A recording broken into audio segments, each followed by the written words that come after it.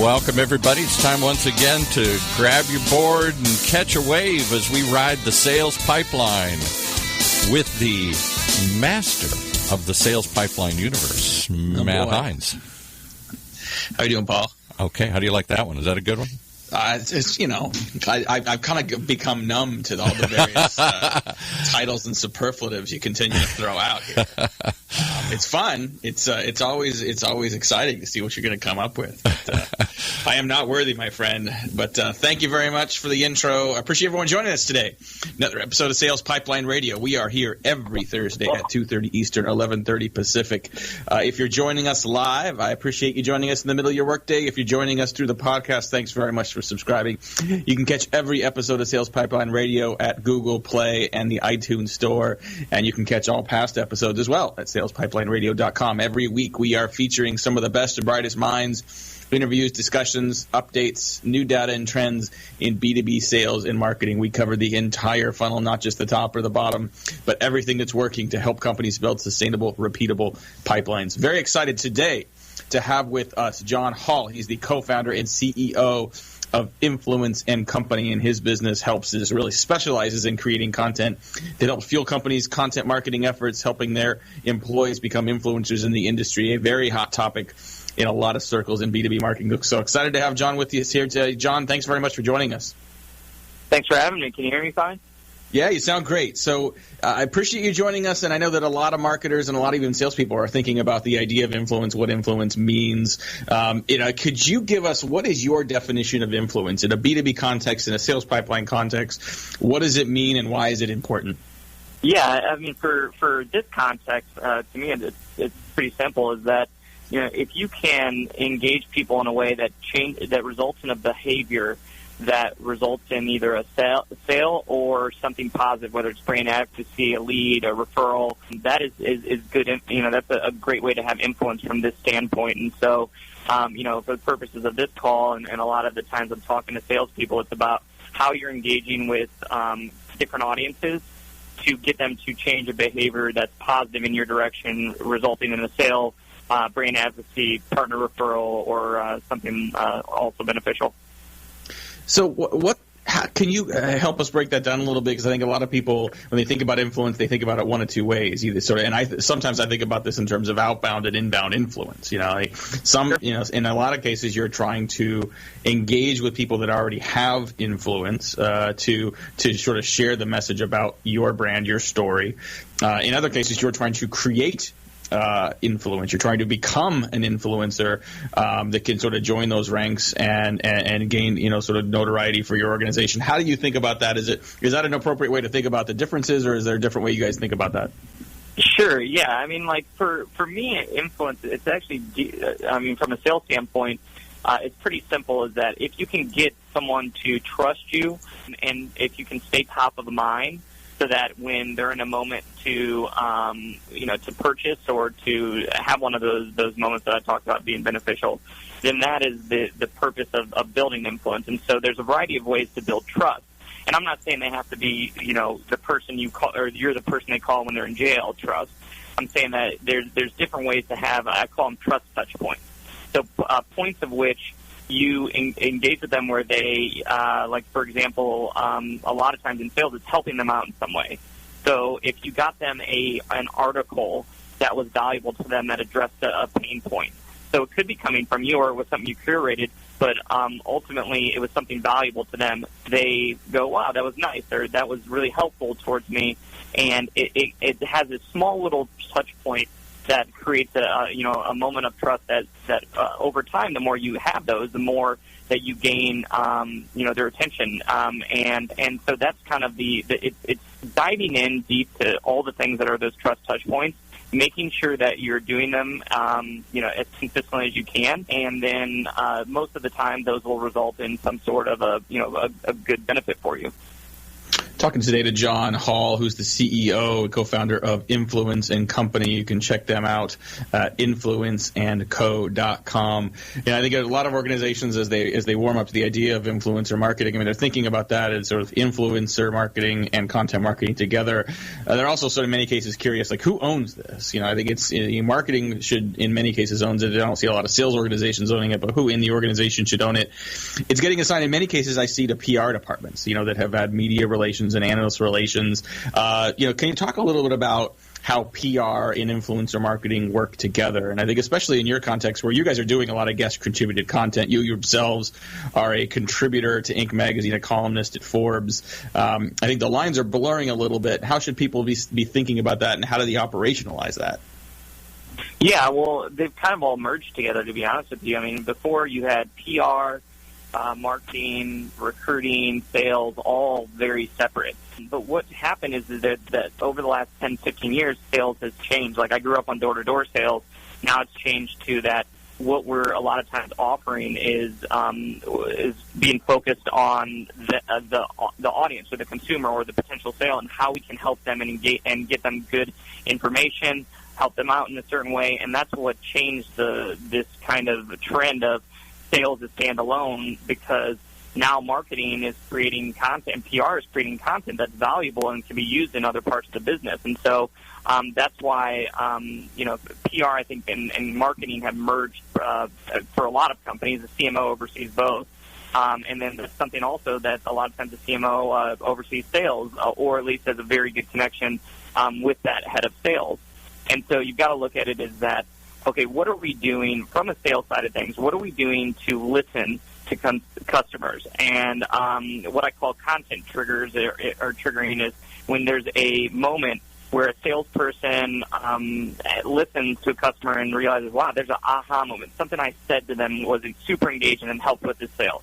Or there's this moment where they have a sales barrier where it's not hidden very well. And so they have to communicate that back to that central point or department that's leading that. A lot of times right now it's still marketing, but it's starting to merge into like a head of strategy will be dictating that. But it's important to have those content triggers, because then that team who let's say it's a marketing team, they can fuel your efforts by creating content based on those aha moments or content triggers that you can use directly, but then also they can feed the industry with that content so that those barriers happen less and less, and there's content to support when you're selling to people. And so the short answer to that is that most of the time, these kind of areas of marketing and PR kind of combining in a way and merging, and there's a central content creation or creating or team that's creating content that both PR, marketing, they're using, and there's an overall strategy between, when we get a PR mention, this is what it's important to have in there. When we're doing byline pieces, this is what we need to get in there so that it's useful for not just brand awareness, but also our sales and marketing team. So how do you engage existing outside influencers as part of this as well? I mean, in every industry, there's a handful of people that already have influence. I mean, I think, if we were having this conversation, 15 years ago, we'd be talking about a smaller set of more traditional publications, more traditional journalists and analysts that you really sort of had to engage. There's a long tail now of individuals that have influence, people that started a blog that became influential, people that work at a company in a function and became influential amongst their peers. What are the best practices for companies that want to leverage that new PR opportunity? Those influencers that have an audience that, in some cases, aren't held to the same sort of formal rigors of PR and media relations. What are the steps companies can take to begin to build influence among those influencers? Gotcha. Well, the first step is to actually build your own influence. So it's one to document and actually how you're going to build internal influence. A lot of times people look at influencer marketing as only external. I don't. I look at influencer marketing as something that is internal and external, because you want to build your own influence at the same time. You want to build that, and you also want to build external influence with people that are influencers not within your organization. But it's important that you're looking initially out the gate is, how are we building up our key employees, our CEO, our VP of sales, our VP of tech, as influencers, because it will make your life so much easier to integrate or to work with other influencers in the industry, because you have something that they want. There's the one thing that influencers love more than money is more influence. So what I've realized with our company is that once we've actually built a following that people pay attention to us and we have a certain influence, there's a lot of people that have influence that want to do stuff with us. They want to do cross-marketing. They want to do webinars with us. They want to do things that put our kind of influence together so that we can feed off each other.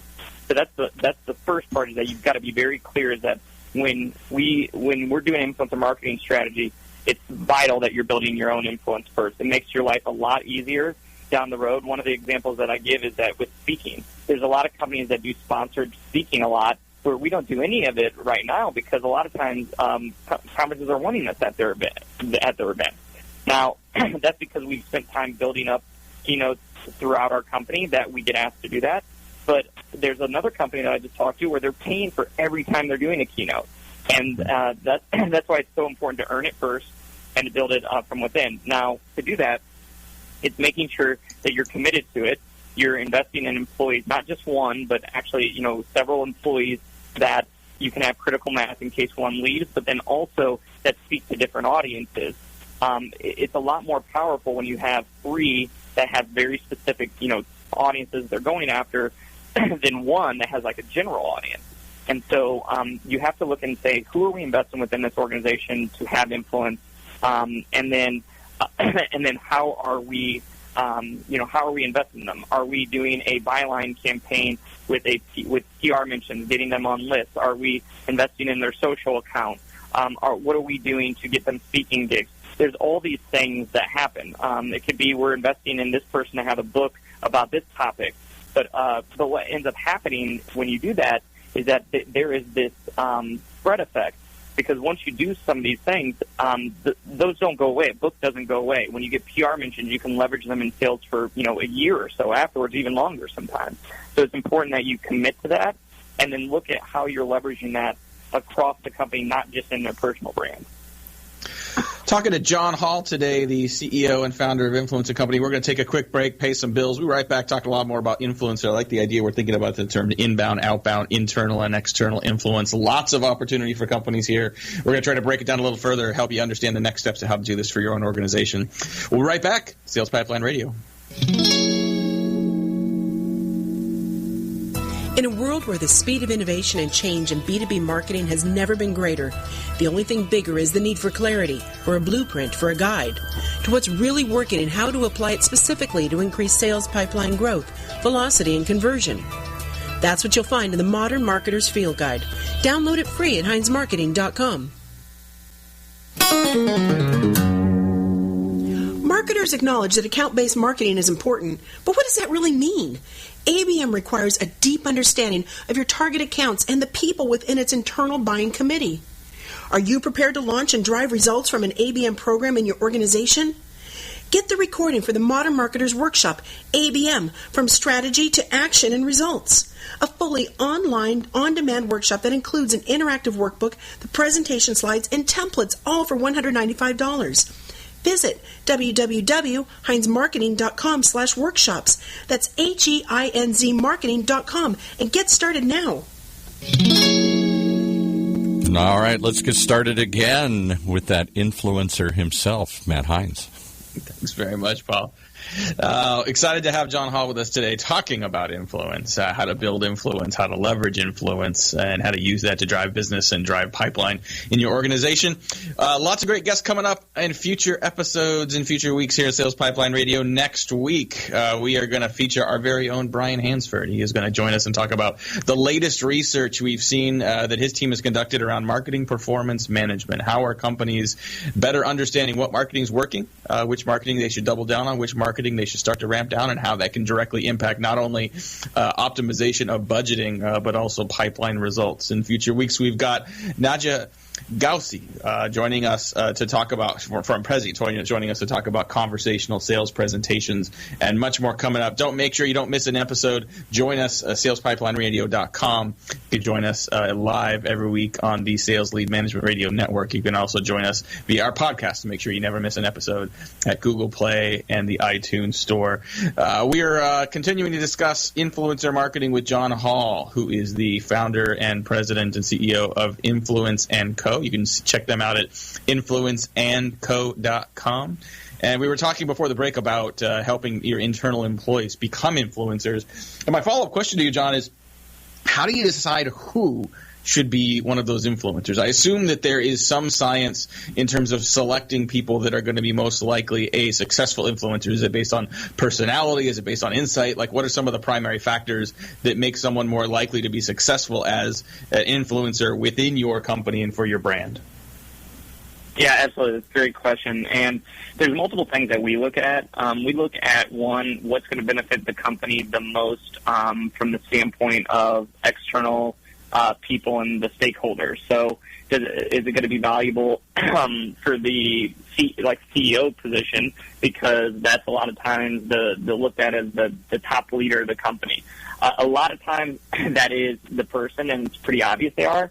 However, the problem is there's other factors that prevent you from doing that, where I'll give you an example of one. There's a CEO of a multi-billion-dollar company that I know that would be terrible because it's impossible for him to get him to respond to anything. So you can't have an effective thought leadership influencer strategy from within when you have someone who's just not going to be effective to work with. And it also sets a terrible example for the other people that follow, because ultimately with most companies you want to build off, as you grow that thought leadership across the company, you want to build off of it. And if you start with two people that aren't going to contribute and have the time to, be a part of that, then they're not going to be great for it. And then that's when you look at other options. So, first, obviously, the benefit to the company externally. Two, who's going to cooperate and actually be a good, influencer and thought leader within the organization that will make, some time, and also is, intelligent to differentiate the content as well. And then you look at what are important strategies for the company. So, for example, there might be, we worked with Dell for one campaign where we were focusing on their entrepreneur division, because that's what Michael's strategic focus was. And so we worked with the entrepreneurial group there because it made sense that was a strategic focus to get content from them that was influencing that industry and targeting entrepreneurs. So it made sense that it wasn't coming from somebody like a Michael or the main part of the company. It was this specific area. And so there's a variety of things that factor in there. Also, what the employee, is this person going to be staying around? Does everything point to that? Are we set up well where they will stick around and not leave after, a couple months? And so there's a variety of those things that we look at. Those are probably like 4 or 5 main ones, but there's probably, I would say 5 to 10 other ones that are minor. But you look at that and you say, okay, this makes sense. Or, for example, budget could also be an issue. We don't have any budget, so we have to do 1 or 2. So you look at all those factors, and then you map it out and say, okay, here's where we're starting, here's where we can grow, here's what measurements are for that, and then you scale it based on that. And some companies might start off with 1 or 2 that end up doing 7 or 8, after things get really rolling after a year or 2. You asked, or you brought up one of the criteria of trying to identify influencers inside the organization as someone that's going to have some longevity. That's a hard thing to control, And so, how do you figure out the trade-off between having someone that is predisposed to be engaging, to become an influencer? Do you put golden handcuffs on those individuals, or do you simply say, okay, we're going to leverage them as long as they're here and benefit from that, even if they end up leaving at some point?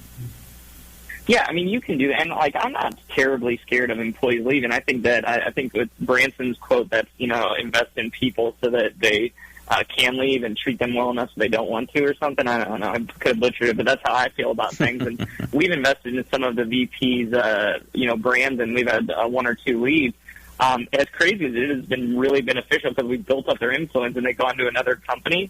And, obviously we have non-competes and things like that, but they've been huge advocates for us. And so it's been, as crazy as it is, it's worked out well in our case. I'm not saying that every company, somebody leaves and they have influence and it benefits them. That doesn't always happen. But I would say that there's a couple things, that you can look at. Obviously there's things you can put in, compensation that actually, motivates them to stay. It can be, how you present them with it is that, hey, we're going to invest in your brand here. So a part of that is that, you're to stick around. We have this, kind of this expectation that, we are going to make, invest in you, and this is kind of what we're agreeing to. There's different things you can do to say, like, okay, well, we're going to be, supporting you, but this also goes away if you leave. And so there's a variety of things you can do to actually, what I've found out, though, is ultimately you've got to, we invest in the people that there's a certain level of trust with, and we've been, lucky thus far where we haven't had a lot of turnover with those people. A lot of other companies, if you can't somewhat, trust the employees that you're going to be investing a significant amount of resources into, then it probably won't end up being worth the investment. So how do you get started with this? What are the components if we were to give someone sort of a checklist, whether or not, they're committed to being, the long-term forever influencer, but the things you need to have, the building blocks, the foundation. Is it content? Is it creating content? Is it curating content? Is it setting up your social feeds? Is it engaging with other influencers? What are some of the building blocks? The people listening to this that either want to be influencers or want to start to enable the potential influencers in their organization, what are the few things they should be doing to get started?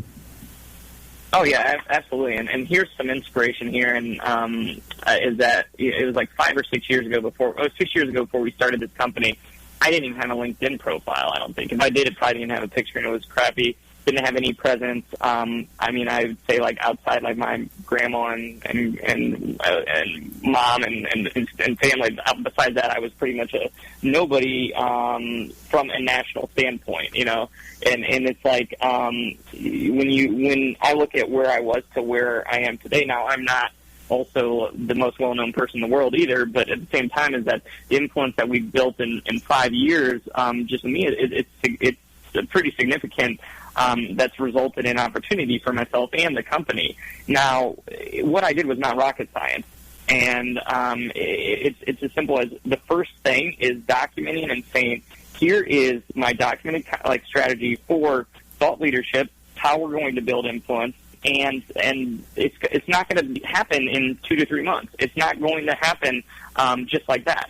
But we're going to keep moving towards it. We're going to start off, the most common thing is to obviously document, here are the things that can be beneficial to building up influence and thought leadership. There's, bylines, op-ed, there's PR mentions, there's getting on lists of some sort, there's your own media, so like your blog, building up what you're doing here with, an audience that pays attention to you as a trusted source for information.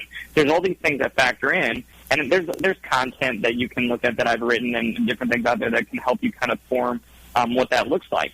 And then it's just every month or two addressing that. Did we move towards where we were able to create some bylines here, for example? Well, bylines, did you get in Forbes? No, it didn't. You're not necessarily just going to all of a sudden get in every dream publication you want or the Times. You got to look and say, okay, well, it might be this, starting off with this blog, or starting off with this smaller site. My first site that I got in was youngentrepreneur.com. It was, ran by the Torn brothers, who are good friends of mine now. And I remember my mom actually putting that up on the refrigerator, which is, hilarious that at this age, I'm 33 and my mom is doing that. But it was not a Times, or it's a good site, but it was very limited to young entrepreneurs at the time. And it's, but it did great things, honestly, for me. There's people who saw it. My network started seeing me contribute, and it was a start. And I kept going and leveraging things where, then we added kind of press mentions, started building social channels, as a part of the map that we had created. But always the consistent content coming from me has been consistent from the start, because you want to be that trusted source of information that people go to. So no matter what, the documented strategy has to be core at the beginning. You have to start getting content coming from you. And then a lot of these other things like social for aggregation and some original content, that makes sense. And, the PR mentions getting talked about as an expert and a leader in different spaces. Or even at this point, having a book. That's kind of this, in year 4 or 5, that's what we knew that we would probably do around this time. And so that's how it all plays, into each other. And over time, as you take those steps, it all starts off with those couple things, and it grows and grows and grows. But you have to be dedicated and committed to keep moving forward and not have this expectation is overnight you're going to be, keynoting the largest events in the world. And I think it's that commitment and that patience that sometimes separates those that are successful from those that give up on this. And this is not like a pay-per-click campaign that you can just turn on and expect to see, clicks and results immediately. This takes time. What just in the couple minutes we have left here to finish up with John Hall, who's the CEO, founder of Influence and Company. What's the recommendations you give people in terms of how long you should expect it take to start to see an ROI from influence marketing? It just depends on your goals and which ones you're tackling. So, for example, if you're like, hey, we want a bunch of leads to happen that result in sales within, a month or two, that's harder. If you want, right now our inbound is a huge part of our business, but it took it probably took a year or two to actually be a major part. Did we see some success, early on the first 6 months to a year? Yes, but it wasn't anything that was going to dramatically change our business. Now it does with the inbound leads that we get. So like on sales and inbound, you've got to be committed to it. Trust me, there's other ways of sales that you can do to get more sales in short term than what I'm talking about here. In the long term, it's by far one of the best and most scalable, so that's why it's important to do a commitment. In the first 6 months to a year, you're not going to see anything that's going to change your life, in my opinion. Yes, sometimes there are some people that have early success, but I just want to set expectations. But then also, it's how you leverage it. So, for example, if we have a client that is like, yes, that is our goal, but we also, one of the clients that I love is Hawk Media, is that they, like Eric, their CEO, and Tony, their president, they leverage the content in so many different ways. They use it in their sales process. They use it for recruiting.